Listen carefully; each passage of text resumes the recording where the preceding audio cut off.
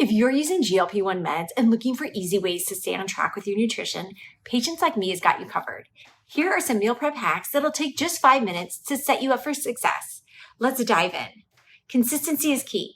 Pick one day each week for meal prep, whether it's Sunday afternoon or whenever works for you. It'll save you time and stress during the week, and you'll always have healthy meals ready to go.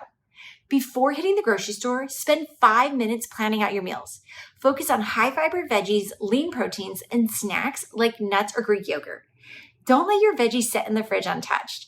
Right after grocery shopping, wash, chop, and store them in containers. Snacking can be a challenge, but GLP-1 meds help cravings. Still, it's great to have bulk snacks like trail mix or energy bars prepped in grab-and-go portions. It's quick, convenient, and keeps you on track. Life happens, and sometimes you need a break from cooking. Dining out is totally fine. Just listen to your body, thanks to the appetite control from GLP-1s, and enjoy your meal. There you have it, 5 super easy meal prep hacks that'll help you make the most of your GLP-1 journey. Try these out and let me know which one is your favorite in the comments.